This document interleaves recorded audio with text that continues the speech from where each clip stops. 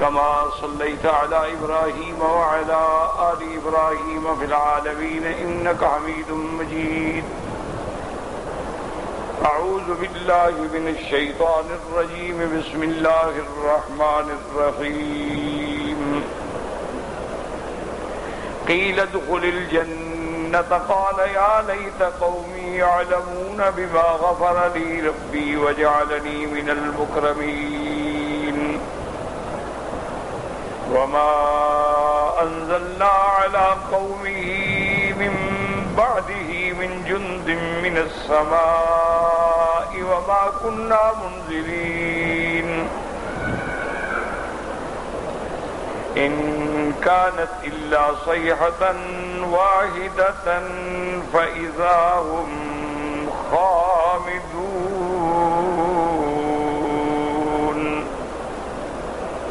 قال المؤلف والمفسر رحمه الله تعالى: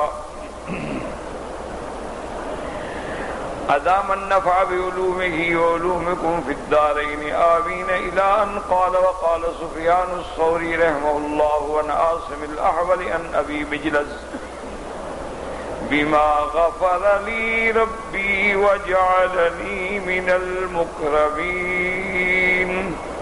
بإيماني بربي وتصديقي المرسلين. ومقصوده أنهم لو اطلعوا على ما حصل لي من هذا الثواب والجزاء والنعيم المقيم لقادهم ذلك إلى اتباع الرسل. فرحمه الله ورضي عنه. اب سفیان ثوری رحمۃ اللہ علیہ فرماتے ہیں کہ جب اللہ تبارک و تعالی نے اپنے اس مومن بندے کو کرامات سے نوازا تو کہنے لگا کہ میرے اللہ نے جو مجھے ایمان لانے سے اور انبیاء کی تصدیق سے عزت بخشی ہے، یعنی اس کے کلام کا مقصد یہ تھا کہ لو اطلعوا علی ما حصل لی من ھذا، اگر میری قوم کو کسی طرح میری اس عزت کا، اس مرتبے کا، اس مقام کا پتہ چل جاتا، ہو سکتا ہے کہ یہ چیز ان کے ایمان کا بھی سبب بن جاتی. لقادہم الی اتباع الرسل، وہ بھی پیغمبروں کی اطاعت کر کے ایمان لے آتے اور ان کو بھی اللہ تبارک و تعالی ان نعیم سے اور ان انعامات سے نوازتا. رضی اللہ عنہ فلقد کان حریصا علی ہدایت قومہ، وہ ہر حال میں اپنی قوم کی ہدایت پہ حریص تھا. جب تک زندہ رہا ان کو ہدایت کرتا رہا. اب اگر شہید ہو گیا اس کے بعد بھی اللہ نے مقام بخشا تو پھر بھی اس کو اپنی قوم کا فکر ہے.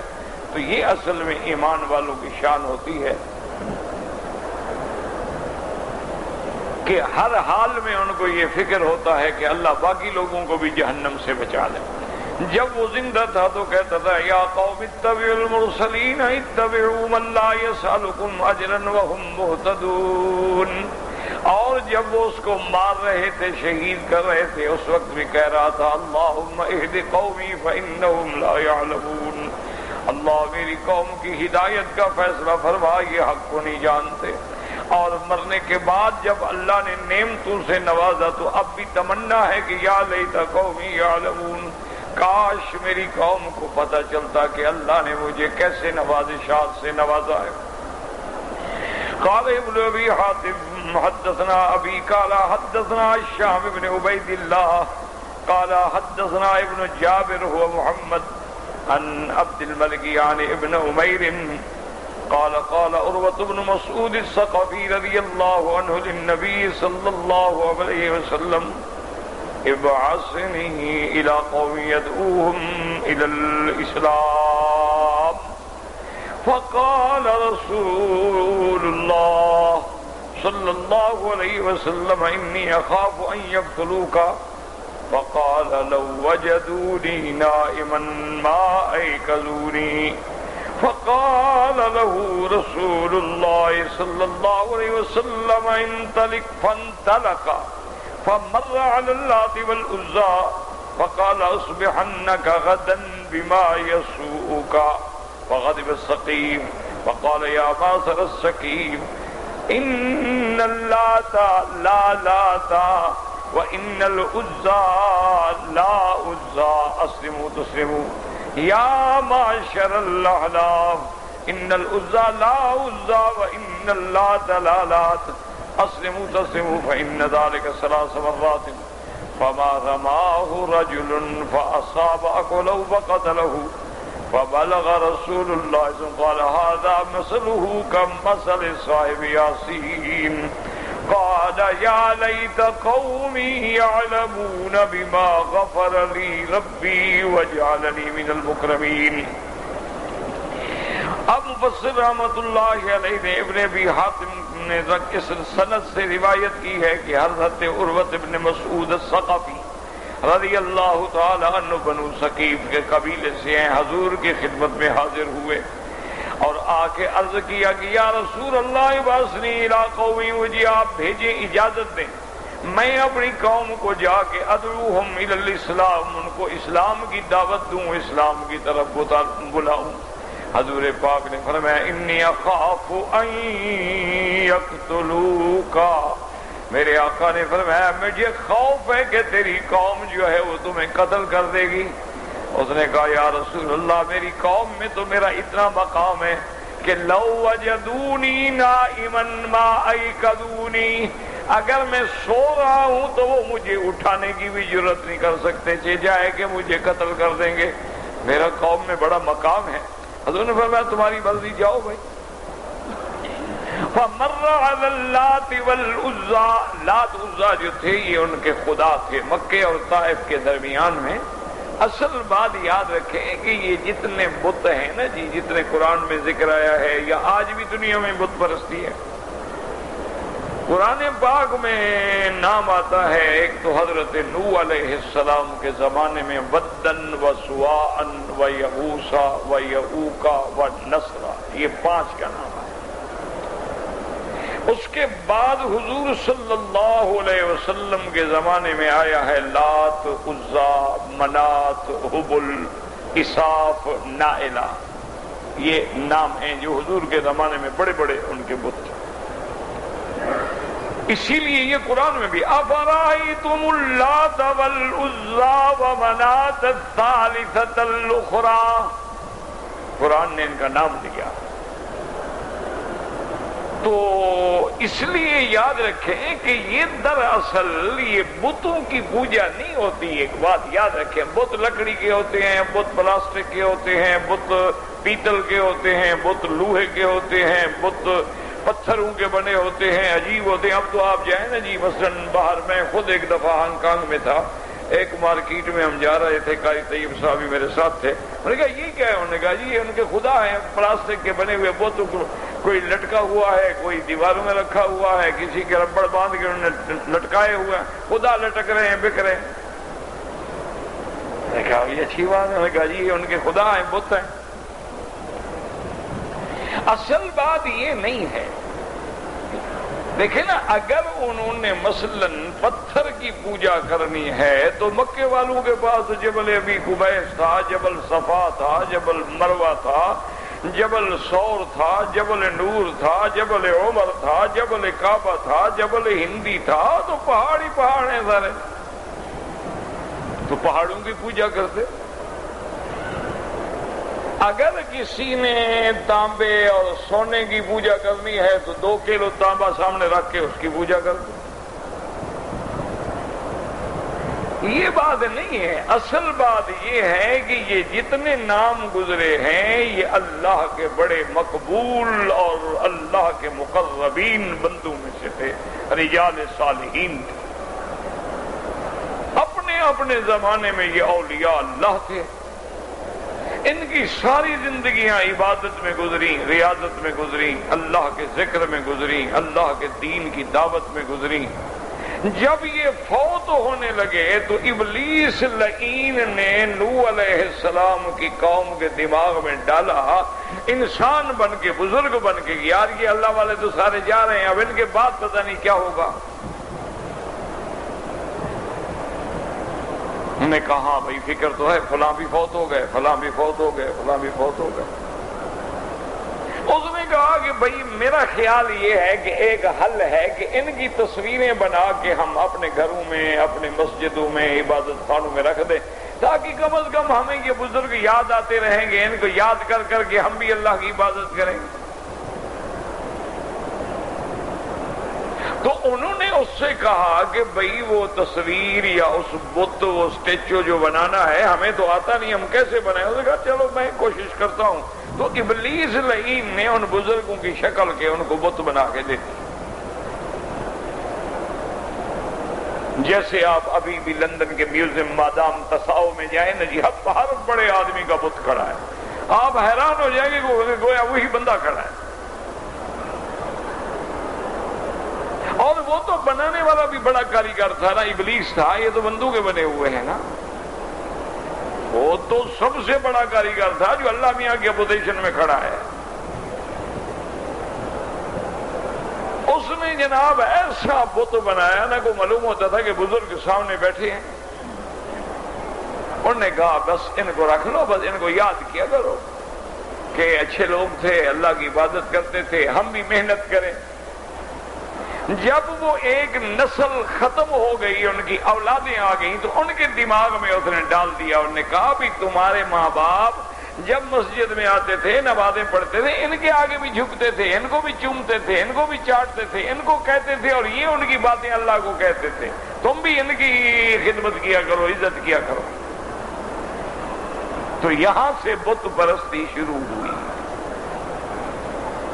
عبادت اصنام و اوثان جو ہے یہ سب سے پہلے حضرت نوح علیہ السلام کے زمانے سے شروع ہوئی۔ نوح علیہ السلام کے زمانے سے پہلے آدم علیہ السلام کا زمانہ ہے، دیگر انبیاء تو کوئی بت پرستی، کوئی کفر، کوئی شرک، کوئی جنگ، کوئی لڑائی تھی ہی نہیں۔ اس لیے اللہ نے پہلا رسول حضرت نوح علیہ السلام کو بھیجا کہ جب قوم شرک میں مبتلا ہو گئی تو اللہ نے پیغمبر بھیجا۔ اب حضرت نوح علیہ السلام نے 950 سال محنت کی۔ ہمارے مولوی صاحبان تو کہتے ہیں نا میں نے 20 سال پڑھایا ہے تو ساری دنیا مسلمان ہو جائے، یہ کیسے ہو سکتا ہے؟ پیغمبر ہے، نبی ہے، رسول ہے، اور اول رسول ارسل الی اہل الارض، سب سے پہلے رسول ہے۔ 950 سال قوم کو دعوت دی، اور آخر میں مجبور ہو کے عرض کیا مولا کلما دعوتهم لتستغفر لهم جعلوا اصابعهم في آذانهم واستغشوا ثيابهم واصروا واستكبروا استكبارا ثم اني دعوتهم جهارا ثم انی اعلنت لهم واسررت لهم اسرارا وقلت استغفروا ربکم انه کان غفارا۔ میرا مولا میں تو جب ان کو تیری توحید کی دعوت دیتا ہوں تو انگلیاں ڈال کے کان بند کر لیتے ہیں، میری بات ہی نہیں سنتے۔ اور کبھی تو ایسا کرتے ہیں کپڑا ڈال لیتے ہیں، میری شکل بھی نہ دیکھیں۔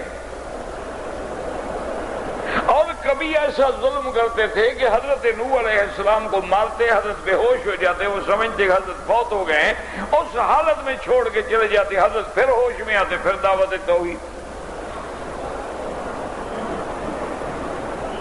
لیکن میرے مولا کریم یہ قوم اب بالکل اس میں نے 1 صدی نہیں 9.5 صدیاں گزار لی ہیں، 950 سال۔ اس میں کتنی نسلیں پیدا ہوئی، کتنی مر گئیں، کتنی اولادیں پیدا ہوئیں، کتنی مر گئیں، لیکن سب کے سب اپنے بتوں پہ کھڑے ہیں، ہٹنے کے لیے تیار نہیں ہیں۔ اب میری دعا ہے کہ رب لا تذر علی الارض من الکافرین دیارا، میرا مولا اب ان کا ایک گھر بھی زمین پہ باقی نہ رہے۔ انک ان تذرہم یضلوا عبادک، اگر آپ نے ان کو چھوڑ دیا یہ تیرے بندوں کو گمراہ کریں گے، اور ان کی نسلیں جو ہیں وہ بھی اسی طرح کافر پیدا ہوں گی۔ میرا مولا اب ان کو ہلاک و برباد کر۔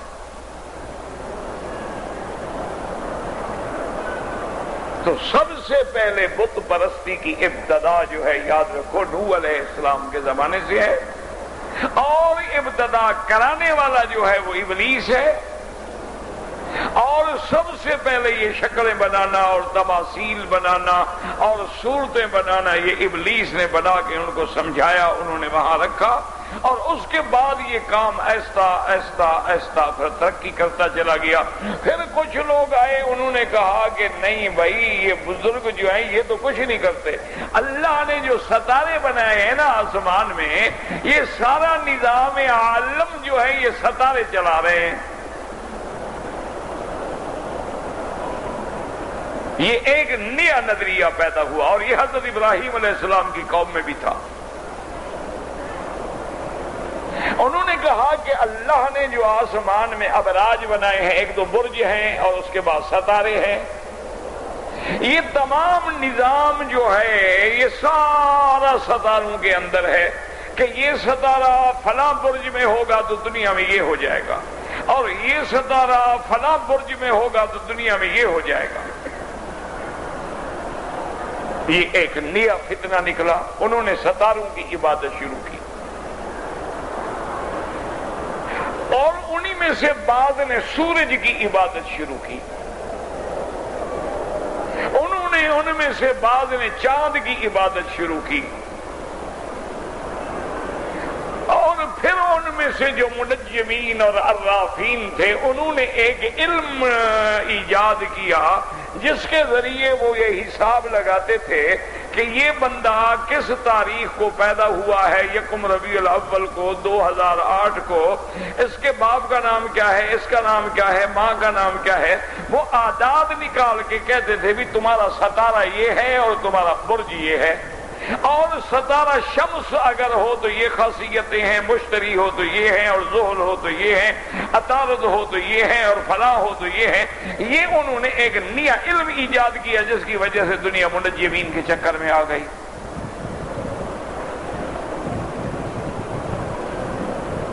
اسی لیے سیدنا علی رضی اللہ تعالی عنہ جب خوارج کے خلاف جنگ کے لیے تیاری فرما رہے تھے اور آپ نے صبح کو اپنی فوجیں لے کے نکلنا تھا, تو ایک بہت بڑا اس زمانے کا منجم تھا, نجومی تھا, وہ بھاگتا ہوا حضرت علی کی خدمت میں آیا اور اس نے کہا کہ یا علی خدا کے لیے آپ سفر نہ کریں.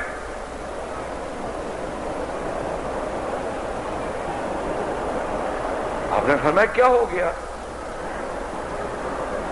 اس نے کہا کہ القمر فی الاقرب, قمر ستارہ جو ہے وہ برج اقرب میں آ گیا ہے, اور جب یہ ستارہ اقرب میں آئے گا تو ہر حال میں شکست اور نحوست اور تکلیف ہوگی, تمہاری فوجیں ماری جائیں گی, تم شکست کھا جاؤ گے.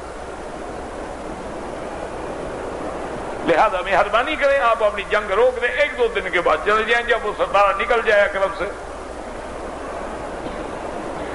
حضرت نے فرمایا بات سنو, اچھا میرا قمر جو ہے, میرا چاند جو ہے وہ تو آ گیا برج اقرب میں, این قمر اعدائی, میرے دشمنوں کا چاند کہاں ہے؟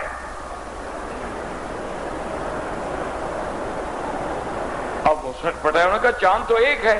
انہوں نے کہا تو اگر وہ اقرب میں ہے تو پھر ان کا بھی تو اقرب میں ہے نا.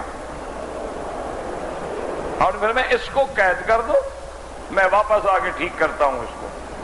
اور حضرت اپنا جنگ پہ روانہ ہو گیا. اللہ نے فتح عطا فرمائی. وہ تو ایسی بس کفر کی باتیں تھیں دماغ میں. اچھا جو چیز بندہ دماغ میں بٹھا دی اللہ اسی کے حوالے کر دیتے ہیں, وہ پھر اسی میں مرتا رہتا. جن کو تعویذوں کا چکر ہے وکل الیہ, اللہ کہتا ہے اسی میں لگا رہے, برباد ہو جائے. جنہوں نے اللہ پہ بھروسہ رکھا ہے, کبھی زندگی میں نہ تعویذ لیا نہ استعمال کیا, وہ بھی جی رہے ہیں. اب مثلاً آپ دیکھیں کہ ایک عورت کے ایک بچہ پیدا ہوگا, جڑواں ہو جائیں گے, کبھی 3 ہو جائیں گے, اور بکری کے تو 4 ہو جاتے ہیں, کتی کے 7 ہو جاتے ہیں. وہ کہاں سے جا کے وظیفے لے آتے ہیں, تعویذ لے آتے ہیں؟ وہ کس پیر کے پاس جاتے ہیں؟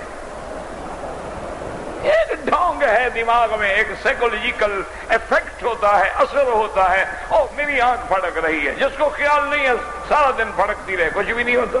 ہارمون کی کمی ہے, نروس کمزور ہو جاتی ہے, آنکھ پھڑکتی رہتی.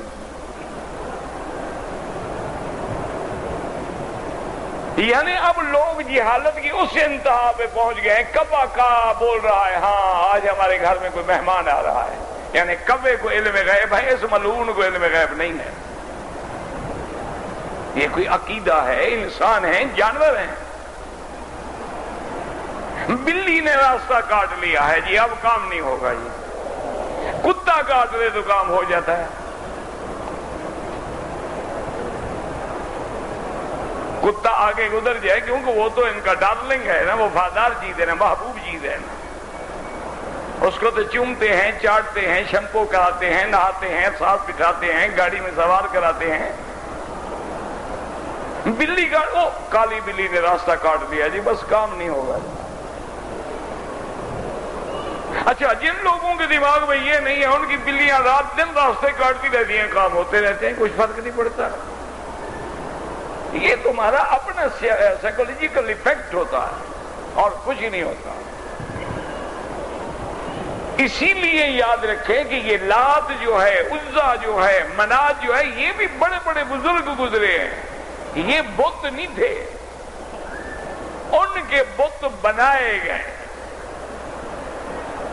اچھا، بعض لوگوں کو آپ نے دیکھا ہوگا کہ عجیب بت ہوتے ہیں، 4 سر ہیں، 4 ہاتھ ہیں، 4 ٹانگیں ہیں، وہی کیا وہ کہتے ہیں جی، وہ جو برج ہے نا اقربی، اس کی شکل ہے، یہ سرطان کی شکل ہے۔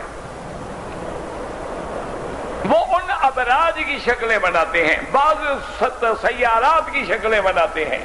اچھا، سیارات جو ہیں ان میں کئی ایسے سیارات ہوتے ہیں جو حرکت کرنے والے ہیں، کوئی ثوابت ہوتے ہیں، کوئی رجعت کہکری والے ہوتے ہیں، ان کی انہوں نے اپنے تخیل سے شکلیں بنا لی ہیں۔ یعنی حد ہو گئی کہ حضور نے فرمایا کہ دجال جب آئے گا آخر زمانے میں، آپ نے حدیثیں سنی ہیں، پڑھی ہیں، دجال کانا ہوگا کہ نہیں؟ دجال کی کتنی آنکھیں ہوں گی؟ ہاں جی، کتنی آنکھیں؟ 2 آنکھیں کام کریں گی؟ ایک کانے کا معنی کیا ہوتا ہے؟ دشمن کتنا چالاک ہے، اس نے کیمرے پہ ایک آنکھ کے بغیر آپ کام کر سکتے ہیں؟ دونوں سے کر سکتے ہیں؟ دجال کے تابع ابھی آپ کو کر رہا ہے، کیونکہ دجال یہود کا بڑا ہے نا، اس کی تو انتظار میں بیٹھے ہوئے ہیں وہ بے۔ یہ ہیکل سلیمانی جو بنانا چاہتے ہیں، دجال کے لیے بنانا چاہتے ہیں نا۔ وہ لے آئے کہ بندوق کا نشانہ آپ نہیں مار سکتے جب تک ایک آنکھ نہ ہو، آپ کیمرے میں فوٹو نہیں لے سکتے جب تک ایک آنکھ نہ ہو۔ انہوں نے اپنے بڑی بڑی کمپنیوں کے نشان جو ہے وہ آنکھ بنا دیا ہے کہ ان کے نبی نے ہمارے دجال پہ اعتراض کیا ہے، ہم ان کو اسی آنکھ کے تابع کریں گے۔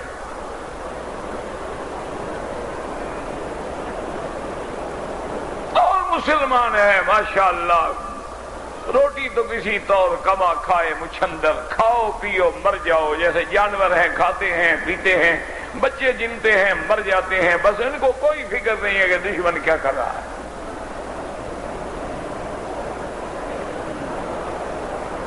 ان کو کوئی اس بات کی فکر نہیں ہے۔ دیکھو نا جی، آخر کبھی بیٹھ کے غور کیا کرو کہ بھئی ادھر مسجد اقصی ہے، ادھر مسجد بابری ہے، ادھر کارٹون ہے، ادھر قرآن پاک کی توہین ہے، یہ کیا ہو رہا ہے؟ ایک مسجد گرانے سے کیا ہو جائے گا؟ مسلمان ختم ہو جائیں گے دنیا میں۔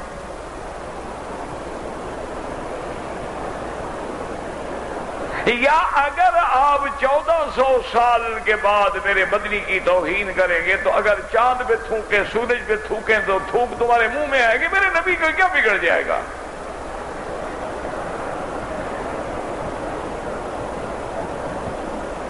لیکن مقصد ان کا کیا ہے کہ مسلمانوں کے جذبات کو مشتعل کر کے ان کو ہم کیسے لڑائیں، اور جب ان کے پیغمبر کی شان میں گھسے، یہ اٹھیں گے تو جھگڑیں گے تو لڑیں گے، پھر ہم کہ دیکھو دہشت گرد آ گئے کہ نہیں۔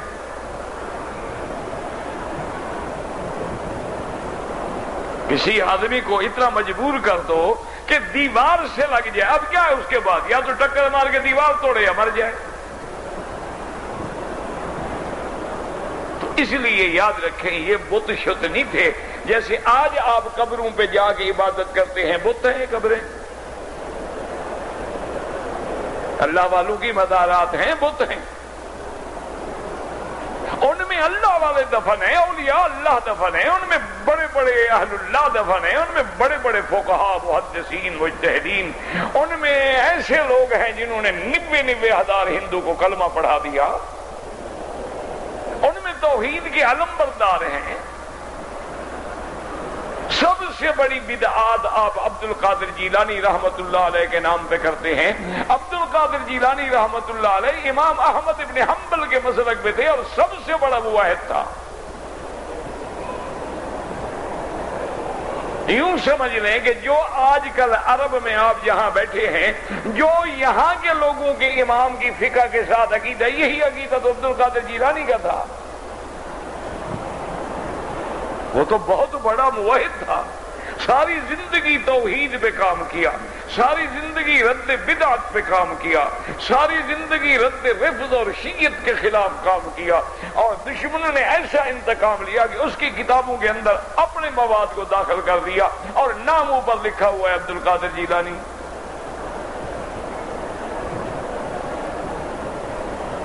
بعد میں مجاور جو تھے وہ جاہل، ان کو نماز پڑھنی نہیں آتی، انہوں نے اس عقیدت پہ زور لگایا کہ بابا نمازیں روزہ، دیکھو نا فلاں بندہ ساری زندگی نماز پڑھتا رہا، مرنے کے وقت دیکھو تڑپ رہا تھا، فلاں بزرگ ہمارے مزار کے آگ سجدے کرتا تھا، بڑے آرام سے مر گیا۔ وہ پھر یہ تصور دیتے ہیں لوگوں کو کہ بھائی تمہاری نجات اسی میں ہے کہ مزارات پہ آؤ، ان پہ غلاف ڈالو، ان پہ آ کے چراغاں کرو، ان کے عرس مناؤ، ان پہ دیگیں چڑھاؤ، ان پہ پیسہ ڈالو، تاکہ ہماری چاندی بھی بنتی رہے اور تم بھی ہمیشہ جہالت میں ٹھوکریں کھاتے رہو۔ وہ بھی پاگل نہیں تھی، ہو گئے تھے کہ لات بتوں کی پوجا کرتے تھے، کوئی بت شت نہیں تھے۔ کان رجلا صالحا، حضور نے فرمایا لات ایک بہت بڑا صالح آدمی تھا۔ کان یلت السبی کا، وہ تو حجاج جب حج پہ آتے تھے تو ستو گھول گھول کے بیچارہ پلاتا تھا سب کو، جب مر گیا اس کی انہوں نے مزار بنا لی اور جناب بت بن گیا۔ اسی طرح عزا تھا، وہ ایک عورت تھی۔ حضور صلی اللہ علیہ وسلم نے فرمایا خالد بن الولید سے کہ جاؤ، اللہ نے اسلام کو غلبہ دے دیا ہے، آپ مکے اور طائف کے رستے میں جا کے فلاں مقام پہ عزا کا جو مندر ہے وہاں جا کے عزا کو بھی ختم کرو، اس کے مندر کو بھی ختم کرو۔ حضرت خالد بن الولید رضی اللہ تعالیٰ عنہ صحابہ کو لے کے وہاں پہنچے۔ وہاں جانے کے بعد جو درخت سارے کاٹ دیے، جو عمارت بنی تھی ساری توڑ ڈالی، جو بت بنے تھے سب کو توڑ ڈالا۔ واپس آئے حضور کی خدمت میں، حضور نے فرمایا ماذا فعلت یا خالد، تم نے کیا کیا؟ انہوں نے کہا یا رسول اللہ میں نے وہ عمارت بھی گرا دی ہے، بت بھی توڑ دیے ہیں، درخت بھی کاٹ دیے ہیں۔ آپ نے فرمایا تم نے کچھ نہیں کیا، تم نے ابھی عزا کو تو ختم ہی نہیں کیا۔ میں کہا رسول اللہ میں نے تو عزا وہاں کوئی نہیں دیکھی۔ آپ نے فرمایا دوبارہ جاؤ۔ دوبارہ جب حضرت خالد بن الولید گئے تو فرماتی ہیں کہ میں نے ایک عورت دیکھی، بڑی بد شکل تھی، بڑی بد شکل، خوفناک شکل، بال کھلے ہوئے، مٹی پڑی ہوئی تھی، اور وہ انہی بتوں کو جن کو میں نے توڑا تھا وہاں کھڑے ہو کے رو رو کے بڑی فریادیں کر رہی تھی۔ میں جب قریب جانے لگی تو مجھے ڈرانے لگی کہ خالد میرے قریب نہ آنا، میں تمہیں بھسم کر دوں گی، میں تمہیں جلا ڈالوں گی۔ میں نے کہا ملعون تو نے مجھے کیا جلانا ہے، مجھے تو میرے اللہ کے نبی نے حکم دیا، جا کے میں نے تلوار ماری اور ٹکڑے ٹکڑے کر دیا۔ واپس آ کے حضور نے پوچھا ماذا فعلتا، تو نے کیا کیا؟ میں نے کہا ایسے ایک عورت تھی، آپ نے فرمایا تلک العزا تلک العزا تلک العزا، یہی تو ہے جس نے ان کو گمراہی میں ڈالا تھا۔ اسی لیے ابو سفیان جنگ احد کی عارضی شکست کے بعد جب نعرے لگا رہا تھا لنا العزا ولا عزا لکم، نعرے لگا رہا تھا مسلمانوں عزا خدا ہمارے ساتھ ہے، تمہارے ساتھ نہیں ہے۔ حضرت عمر نے عرض کیا یا رسول اللہ مجھے اجازت دے میں جواب دوں۔ آپ نے فرمایا جواب دو، اللہ مولانا ولا مولا لکم، اللہ ہمارا ولی و ناصر ہے، تمہارا ولی و ناصر نہیں ہے۔ تو یاد رکھیں یہ بت پرستی جو ہے اسی طرح شروع ہوتی ہے. اصل لوگ عقیدت مند ہوتے ہیں اللہ والوں کے، جب وہ فوت ہو جاتے ہیں پھر ان کی قبروں پہ ڈیرے لگ جاتے ہیں. اسی لیے حضرت شاہ ولی اللہ دہلوی رحمت اللہ علیہ محدث عظیم جو گزرے ہیں، انہوں نے اپنی کتابوں میں لکھا ہے کہ شیطان ملعون جو ہے اولیاء اللہ سے دو انتقام لیتا ہے، ایک زندگی میں ایک مرنے کے بعد. زندگی میں لوگوں کو کہتا ہے میاں اس کے قریب نہ جاؤ، یہ وہابی ہیں، یہ ویسے ہیں، یہ ایسے ہیں، ان کو پتھر مارو، ان کا مقابلہ کرو، ان کو بستیوں سے نکالو، ان کو گھروں میں نہ رہنے دو. اور جب مر جاتے ہیں پھر بدلہ لیتا ہے، کہتے نہیں روزہ بناؤ یار یہ تو بڑا پہنچاؤ بزرگ تھا، ہمیں تو بعد میں پتہ چلا کہ نہ وہ زندگی میں چین سے رہے نہ مرنے کے بعد ان کی روح کو چین ملے. یہ شیطانی انتقام ہوتے ہیں، ہمیشہ یاد رکھیں. اس لیے اب روایت میں لات اور عزا، اچھا یہ جو اساف اور نائلہ تھے یہ دو بڑے بت تھے مکے والوں کے. ایک انہوں نے رکھا تھا صفا پہ، ایک رکھا تھا مروہ پہ.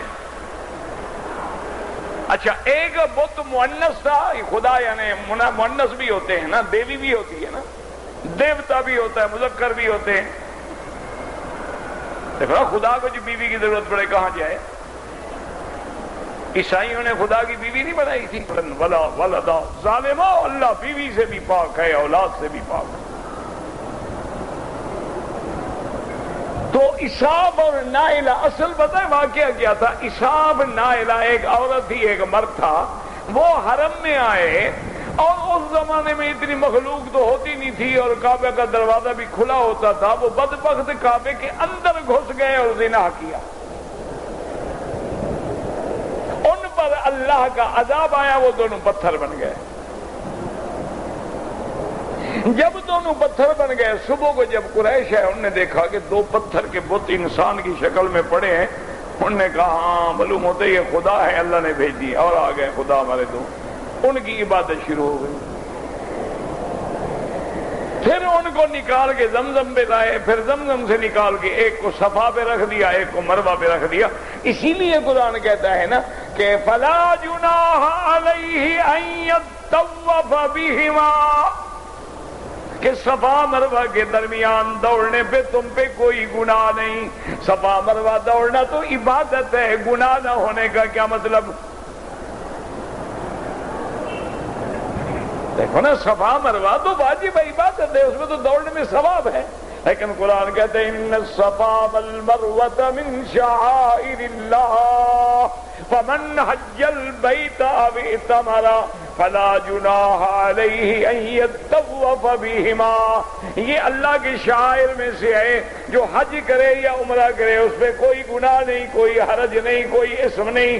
ان کے درمیان میں دوڑے. میرا مولا جب تیرے شاعر ہیں، تیرا حکم ہے، عبادت ہے، تو گناہ نہ ہونے کی کیا بات ہے. وہ اصل وجہ یہ تھی کہ صحابہ نے آ کے حضور سے پوچھا تھا کہ یا رسول اللہ یہ صفا مروہ جب مکے والے مشرک دوڑتے تھے تو یہاں تو بت رکھا تھا، وہاں بھی بت رکھا تھا. اب اگر ہم دوڑیں گے تو لوگ یہ تو نہ کہیں کہ ہم بھی ان بتوں کے درمیان میں دوڑ رہے ہیں. اللہ نے فرمایا تم پہ کوئی گناہ نہیں، تمہیں تو میں نے حکم دیا ہے، اٹھا کے پھینک دو ان کو.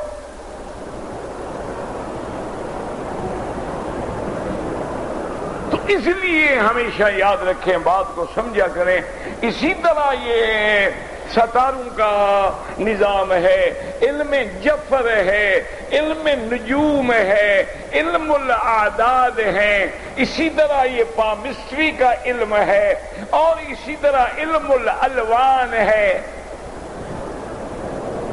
یہ علوم ہیں. آج کل اس پہ بڑی ریسرچ ہوئی ہے کہ دیکھیں کہ ایک آدمی مرد ہے یا عورت ہے، یہ کون سا رنگ زیادہ پسند کرتا ہے.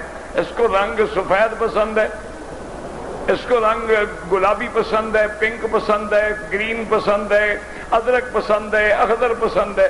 اور ہر رنگ کے خصوصیات یہ ہیں. وہ کہتے ہیں ہاں دیکھا اس کو یہ رنگ پسند ہے تو اس کی یہ عادت ہوگی.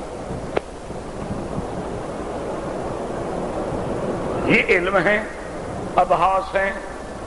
اور دنیا ان کے اندر گمراہ ہو گئی، جو جدھر چلا گیا اسی میں رل گیا. لیکن اللہ فرماتے ہیں کہ جو میرے بندے ہیں لا یتطیرون، انہوں نے فرمایا نہ تو وہ ان چیزوں پہ عقیدہ رکھتے ہیں، نہ وہ ان چیزوں کے، نہ وہ اپنے آپ کو داغ لگواتے ہیں، نہ اپنے گلے کے اندر کوئی تمائم ڈالتے ہیں، وعلی ربہم یتوکلون، وہ اپنے اللہ پہ بھروسہ کرنے والے ہیں۔ یہی وہ لوگ ہیں جن کو 70 اللہ کے نبی نے فرمایا 70,000 يدخلون الجنت بغیر حساب، جن کو اللہ جنت میں بغیر حساب کے داخل کرے۔ اب دیکھیں کہ یہ قوم ہے، اس نے کہا یا رسول اللہ مجھے میری قوم کیسے مار ڈالے گی، میری قوم تو مجھے نیند سے بھی نہیں اٹھاتی۔ اذا وجدونی نائما، اگر مجھے پائیں کہ میں سو رہا ہوں تو مجھے نہیں جگاتے ہیں۔ حضور نے فرمایا اچھا تمہیں اپنی قوم پہ بھروسہ ہے، فانطلق، پر جاؤ ان کو دعوت دو۔ یہ بنو ثقیف بڑا قبیلہ تھا، بڑا جنگجو قبیلہ تھا، بڑا تیر انداز قبیلہ تھا، یہ طائف کے رہنے والے تھے۔ اب جب حضرت تشریف لائے، حضرت عروۃ ابن مسعود ثقفی آئے اور اسی ان کے مندروں پہ گزرے، وہ جو مندر تھے نا جی لات کے اور عزا کے، تو انہوں نے فرمایا لأصبحنک غدا بما یسوءک، انہوں نے کہا اے لات، اے عزا، انشاءاللہ میں تمہیں ٹکروں گا، کل صبح دیکھنا میں تمہاری کیا حالت بناتا ہوں۔ حضرت ابراہیم نے کہا تھا نا لَأَكِيدَنَّ أَصْنَامَكُمْ بَعْدَ أَن تُوَلُّوا مُدْبِرِينَ، آپ نے فرمایا اچھا تم جاؤ تو صحیح، ذرا میلا شیلے پہ جاؤ، کہ تمہاری خوشی آئے، شہر سے نکلو، میں تمہارے خداؤں کو سمجھاتا ہوں، میں ان کو ٹکرتا ہوں۔ اسی لیے اس نے بھی کہا کہ دیکھو صبح ہونے دو، میں تمہیں ٹھیک کرتا ہوں۔ قوم کو پتہ لگ گیا، انہوں نے کہا عجیب بات ہے، یہ تو آتے ہوئے لات عزا کو گالیاں دینا شروع ہو گیا۔ انہوں نے کہا کہ آپ کیا کہیں؟ اس نے کہا یا معاشر ثقیف، اس نے کہا ہے میری قبیلہ بنی ثقیف، ان اللات لا لات ولا عزا ولا عزا، یاد رکھو لات بھی کچھ نہیں، عزا بھی کچھ نہیں، ان کے ہاتھ میں کچھ نہیں، صرف اسی کے ہاتھ میں سب کچھ ہے۔ کن کے آگے تم جھکے ہوئے ہو؟ اگر ان کے ہاتھ میں، اور خدا کی شان یہ ہے یاد رکھو، اللہ جب کسی بندے کے عقل پہ پردے ڈال دیتا ہے، اللہ ناراض ہو جاتا ہے تو آدمی کی عقل کام نہیں کرتی۔ اب دیکھیں اولیاء اللہ کو اپنے ہاتھ سے غسل دیتے ہیں، خود کفن پہناتے ہیں، خود میت کندھے پہ اٹھاتے ہیں، خود جنازہ پڑھتے ہیں، خود قبر کھودتے ہیں، خود دفن کرتے ہیں۔ جب دفن ہو جاتے ہیں مشکل کشا ہے۔ یعنی دنیا میں کوئی عقل ہے؟ اللہ نے عقل دیا ہے کہ نہیں دیا ہے؟ گھاس بنا ہوا ہے، وہ بھائی جن کو غسل ہم نے دیا، کفن ہم نے دیا، جنازے میں کھڑے ہو کے دعائیں ہم نے کی، اللہم اغفر لحینا ومیتنا وشاہدنا وغائبنا، ہم ان کے لیے دعائیں مانگتے رہے۔ قبریں ہم نے کھودی، قبر میں ہم نے رکھا، مٹی ہم نے دی، اوپر سنگ مرمر ہم نے لگوائے، روزے ہم نے بنائے۔ جب کام پکا ہو گیا تو اب ہماری مشکلیں حل کرنی شروع کر دی ہیں انہوں نے۔ عجیب بات ہے، لیکن عقل پہ پردہ ہو، جس کو کہو گے کہا گا دیکھیں وہاں بھی ہے، اے جی پیروں کو مانتے نہیں، اور جی مجھے بتائیں کس پیر نے کہا ہے کہ میری قبر پہ سجدہ کرو؟ کسی ایک پیر کا حوالہ تو دو۔ کس اللہ کے ولی نے کہا ہے کہ ہماری مزار پہ روضے بناؤ؟ اگر ہمت ہے کسی میں 1400 سال کے اندر صحابہ سے لے کر آج کے زمانے تک، صحابہ، تابعین، تبع تابعین، اولیاء اللہ، ایک اللہ والے ولی سے یہ آپ ثابت کر دیں کہ انہوں نے کہا ہو کہ جب میں فوت ہو جاؤں تو میری قبر پہ مزار بنانا، روزہ بنانا، منتیں ماننا اور چادریں چڑھانا، اور میری قبروں پہ آ کے اٹے گھٹے ذبح کرنا، اور میری قبروں پہ آ کے مطلب ایک جگہ اسی پیر کا لکھا ہوا دکھا دو تب بھی میں تمہارے ساتھ۔ چلو ہم تو وہابی ہیں نا، وہ تو وہابی نہیں ہے نا۔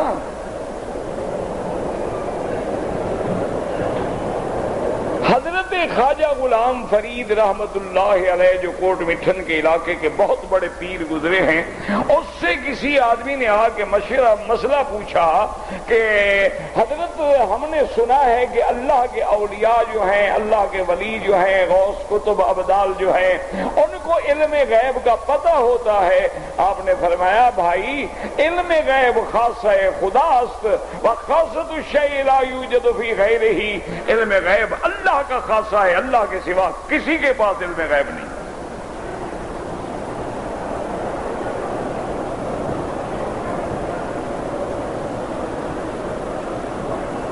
یعنی ان بزرگوں نے تو یہ لکھا ہے، ان بزرگوں نے تو اپنی عبادت کی جگہ کو چھپایا ہے کہ کہیں سجدہ نہ ہو جائے۔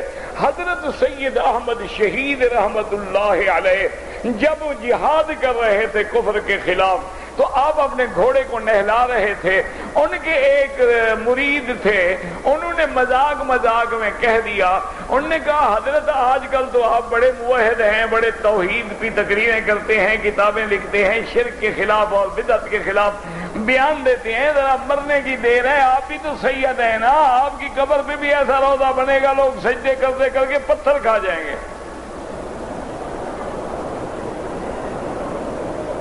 پتہ نہیں آپ کسی جوش میں کھڑے تھے، فرمایا بھائی اللہ سے دعا کرتا ہوں نہ فقیر کی قبر کا پتہ ہوگا نہ کوئی شرک کرے گا۔ انگریزوں کے مقابلے میں شہید ہو گئے اور قبر کا آج تک پتہ ہے، جو قبر بنائی ہوئی نہیں ان کی نہیں، ان کا ایک شاگرد تھا سید احمد، اس کی قبر ہے۔ حضرت علی ہجویری رحمت اللہ علیہ کی جو مزار بنائی حضرت داتا صاحب کی، حضرت کی قبر نہیں ہے، حضرت کی قبر تو شالامار باغ کی دیوار میں ہے۔ یہاں حضرت عبادت کرتے تھے، بیٹھتے تھے، اللہ نے محفوظ رکھا ہے ان کو شرک سے، اللہ نے ان کو سجدہ گاہ بنانے سے بچا لیا۔ جیسے حضور نے دعا فرمائی تھی کہ اللہم لا تجعل قبری وثنا یعبد، میرا اللہ میری قبر کو بت نہ بنا دینا کہ لوگ آ کے سجدے کرتے رہیں۔ اللہ نے نبی کی دعا سن لی اور اللہ نے ایسا انتظام کر لیا کہ تم ٹکریں مار لو قبر تک پہنچ ہی نہیں سکتے، تو سجدہ کیسے کرو گے؟ درمیان میں 7 تو جالی ہیں، آگے شیشے پلائی ہوئی دیوار ہے، کس کو سجدہ کرو گے؟ باہر مرتے رہو تمہاری مرضی، قبر تو نظر ہی نہیں آ سکتی تمہیں۔ اللہ نے حضور کی دعا سن لی اور حضور نے ان پہ لعنت فرمایا، لعن اللہ الیہود والنصارى، اللہ یہود و نصارہ پہ لعنت بھیجے جنہوں نے اپنے بزرگوں کے مرنے کے بعد اتخذوا قبور انبیائہم مساجدا، انبیاء کی قبروں کو انہوں نے سجدہ گاہ بنا لیا اور جا کے سجدے کرتے تھے، اللہ ان پہ لعنت بھیجے۔ سجدے کرنے والوں پر تو نبی نے لعنت بھیجی ہے۔ سمجھاؤ تو کہیں گے وہابی، اب دیکھیں اتنا بڑا سردار ہے، صرف کہ جب اس نے توحید کی بات کی نا چوٹ تب لگتی ہے نا۔ یہ جو میٹھی میٹھی تقریریں ہیں نا اس سے کسی کو کچھ نہیں ہوتا، لوگوں کو کہتے ہو جی نماز پڑھی کرو، روزہ رکھا کرو، کلمہ شریف پڑھا کرو، کہنا ٹھیک ہے، اس پہ نہیں جھگڑا ہوتا، اس پہ نہیں کسی کو تکلیف ہوتی۔ کسی کو کہو اللہ کے بندے نماز پڑھا کرو، چلو پڑھے گا نہیں پڑھے گا تو کہے گا جی دعا کرو اللہ ہدایت دے دے۔ جب کسی کو کہو گے قبر پہ سجدہ نہ کیا کرو، اب دیکھا وہاں بھی آ گیا، اب جھگڑا یہاں سے شروع ہوا۔ جب قل یا ایھا الکافرون لا اعبد ما تعبدون، جب لا کی تلوار چلے گی تو لڑائی آئے گی۔ جب یہ ہو کہ جناب ٹھیک ہے آپ بھی کرتے رہیں ہم بھی کرتے رہیں گے، یار مہربانی کرو تم ہمارے مدرسے کو کچھ نہ کہا کرو، ہم تمہارے عرس شریف میں کوئی گڑبڑ نہیں کریں گے، ٹھیک ہے، سمجھوتا ہو گیا، کام بن گیا۔ اور یار تم بھی تو جلوس نکالتے ہو نا میلاد النبی کا، ہم بھی نکال لیں گے حضرت حسین کا۔ دوسرا آئے گا وہ کہا کہ یار ہم کسی پیر کا نکال لیتے ہیں، اپنا اپنا کام ہے، تم اس گلی میں آ جاؤ ہم اس گلی میں آ جاتے، اکٹھے ہو کے شربت پی کے گھر چلے جائیں گے، مجال لڑائی ہو۔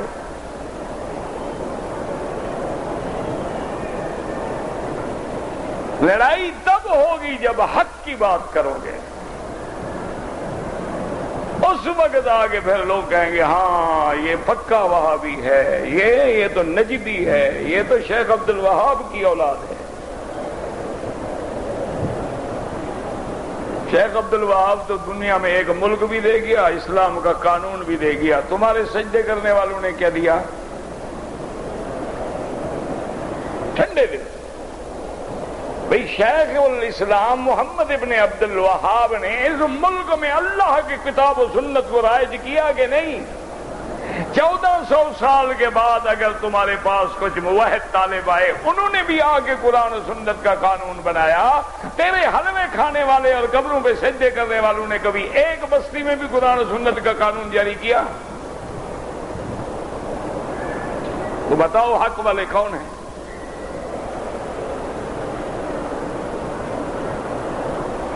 ایک ہے لڑائی کرنا، اب لڑائی کا تو کسی کے پاس علاج ہے نہیں، لڑائی تو جاہل کر سکتا ہے۔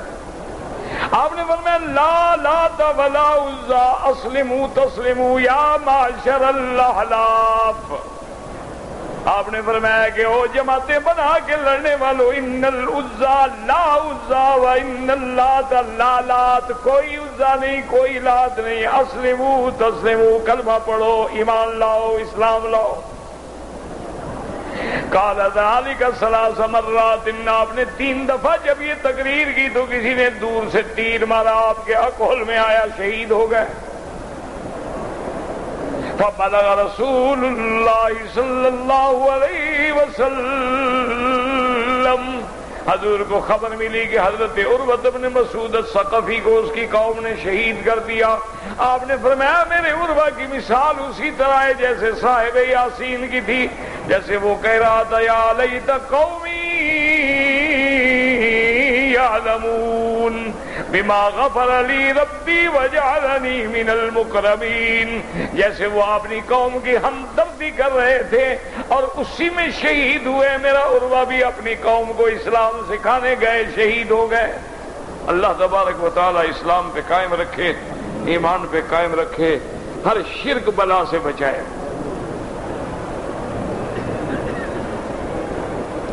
3 سال سے دایاں ہاتھ کرایا، علاج کا نہیں ہوا، زمزم پیے اللہ شفا دے، باقی مجھے تو نہ دوا آتی ہے نہ علاج آتا ہے، مجھے علاج آتا میں اپنا نہ کر لیتا بلا۔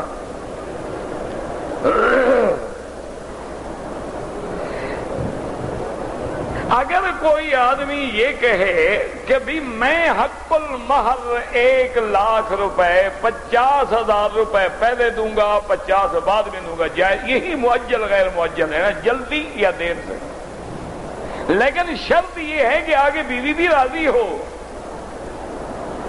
جس کو مہر دینی ہے وہ بھی راضی ہے کہ نہیں؟ مولوی مکی کے راضی ہونے سے تو نکاح نہیں ہوگا۔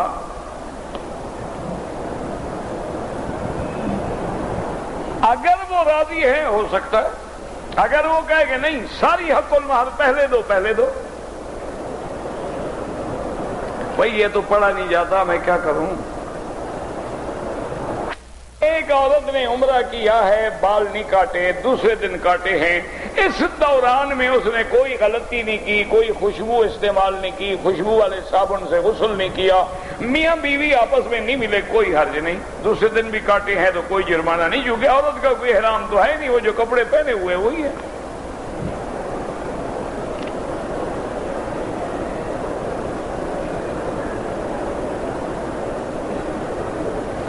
چینل شروع کرنے کا مطلب یہ ہے میرے عزیز کہ جب تک دشمن کے مقابلے پر وہی ہتھیار استعمال نہ کیا جائے، علاج نہیں، اضطرار ہے، مجبوری ہے، جیسے اضطرار میں تو حرام چیز بھی حلال ہو جاتی ہے۔ آدمی مضطر ہے تو میتہ بھی حلال ہو جاتا ہے، آدمی مضطر ہے تو علاج کے لیے تو شراب بھی حلال ہو جاتی ہے۔ یہ اضطرار ہے کہ دشمن کا مقابلہ اب یہ ہے کہ آپ یہ نہیں کر سکتے ہیں کہ ہوائی جہاز کا مقابلہ آپ ڈنڈا کل اپنے کمر پہ رکھ کے بھاگ پڑیں، جی میں لڑوں گا میزائل سے، میرے پاس بھی ڈنڈا ہے، یہ کوئی بات ہے؟ آپ جواب دیں ان کو، برابر پہ آئیں۔ کفر کے چینل 24 گھنٹے چلے ہوئے ہیں جو کفر پھیلا رہے ہیں، اب مسلمانوں کو آگے میدان میں آنا چاہیے۔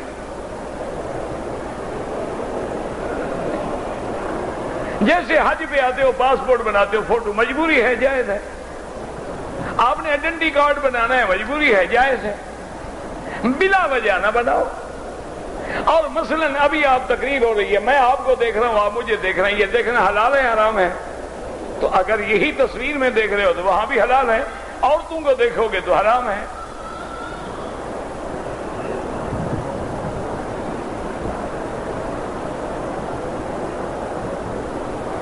ایک آدمی نے زمین 20 سال پہلے 100 ریال میں خریدی تھی، اب اس کی قیمت جو ہے 4000 ریال ہے، زمین فروخت کرنا چاہتا ہے، زکوٰۃ دے گا؟ بالکل دے گا۔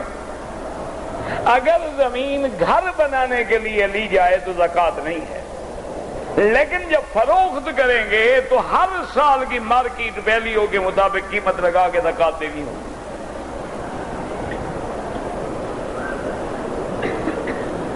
اگر عصر کے بعد طواف کریں، افضل یہ ہے کہ مغرب کے بعد 2 رکعت پڑھیں۔ کسی نے پڑھ لیا ہے تو کوئی کفر اسلام کی جنگ نہیں، ہو گیا الحمدللہ۔ امام جب سلام مکمل کر لے، امام احمد ابن حنبل رحمت اللہ علیہ فرماتے ہیں کہ دونوں طرف جب امام سلام پھیر لے، السلام علیکم ورحمت اللہ، السلام علیکم ورحمت اللہ، اب مقتدی پھیرے۔ کیوں؟ اگر ایک سلام کے بعد پھیرے گا، ہو سکتا ہے امام سے سبقت کر جائے، جلدی کر جائے تو نماز ہی نہیں ہوگی۔ ابھی امام کے السلام یہ گردن پھیر کے حجر اسود پہ بھی پہنچ جاتے ہیں تو نماز تو گئی۔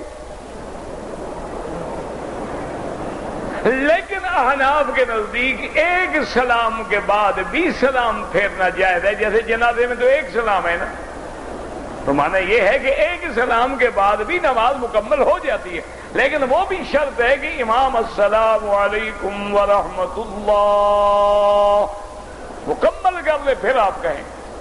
یہ نہیں کہ امام کے ساتھ ہی گردن پھر جاتی ہے۔ ماشاءاللہ ہمارا حاجی تو ماشاءاللہ بخشا ہوا ہے، ابھی امام سلام پورا نہیں کرتا ہے، حجر اسود پہ 2 بوسے دے چکا ہوتا ہے، یعنی فرض نماز چلی جائے بوسا ہو جائے۔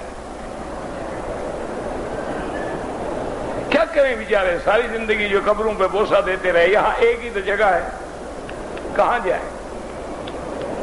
ٹکر تو مارنی ہے نا۔ ایک سلام بھی جائز ہے، 2 بھی جائز ہیں۔ حالت نماز میں سجدے کی جگہ پہ نظر رکھیں، چونکہ نماز عاجزی ہے، بندگی ہے، تذلل ہے۔ تذلل یہ نہیں ہوتا کہ بادشاہ کی آنکھوں میں آنکھیں ڈال لو۔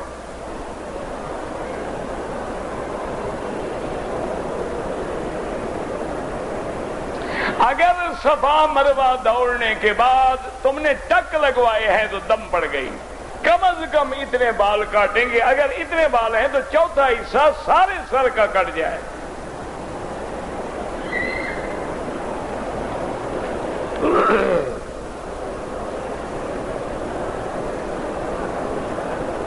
میں ڈرائیور ہوں، دبئی سے آتا ہوں، سعودی بارڈر پہ آگے ہمیں 2 دن بھی ٹھہرنا پڑتا ہے۔ نماز اپنے اپنے وقت پہ پڑھو افضل ہے، وہ تو مجبوری ہے تو جمع کی اجازت ہے۔ جب تم تو بیٹھے ہوئے ہو گھر میں، 2 دن بیٹھے ہوئے آرام سے،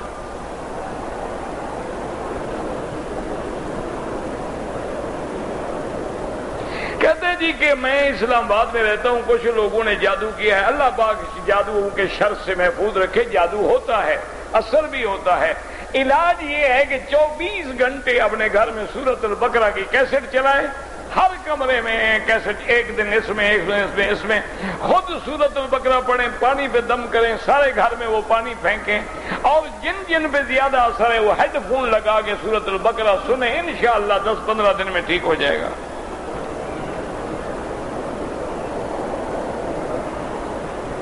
ایک بیوہ ہے، اس کے اولاد نہیں ہے، اس کے پاس لوگ پیسے دیتے رہے، زکوٰۃ بھی دیتے رہے، صدقات بھی دیتے رہے، کٹھے ہو گئے، اب وہ مسجد میں لگانا چاہتی ہے۔ اچھی بات ہے، کیوں نہ لگائے بھائی، مر جائے گی، لوگ کھا جائیں گے، اچھا ہے خدا کے گھر میں لگا دیا، اپنی زندگی میں کچھ کر جائے۔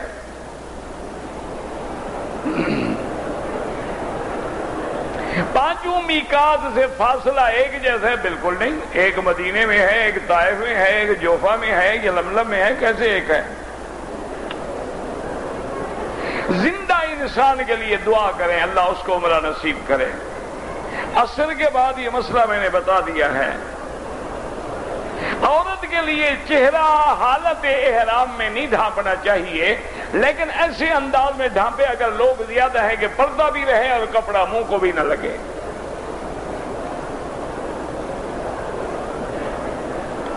میں نے والدہ سے وعدہ کیا تھا کہ آپ کو حج کراؤں گا، لیکن فوت ہو گیا، آپ ان کا حج بدل کریں۔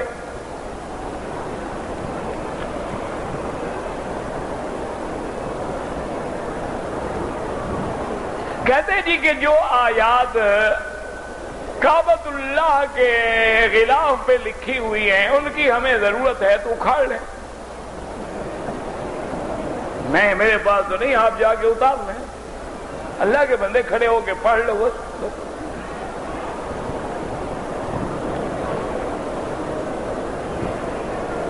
طواف کے دوران میں میرے منہ پہ دانا تھا، ٹوٹ گیا، میں نے وضو کیا، ٹھیک ہو گیا، کوئی مسئلہ نہیں ہے۔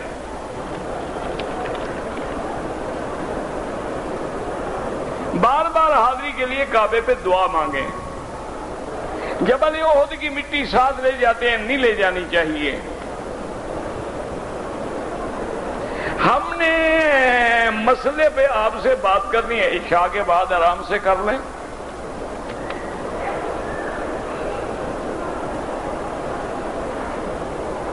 یہ تو پتہ نہیں کیا لکھا ہے بھائی، مجھے تو سمجھ نہیں آتی۔ دوسری دفعہ آیا ہوں میں عمرے کے لیے، اللہ قبول فرمائے۔ جوڑوں کے درد کے لیے طب نبوی کا نسخہ میں لکھ رہا ہوں، انشاءاللہ جزاک اللہ جی، انشاءاللہ آزمائیں گے، اگر فائدہ ہوا تو لوگوں کو بھی بتائیں گے۔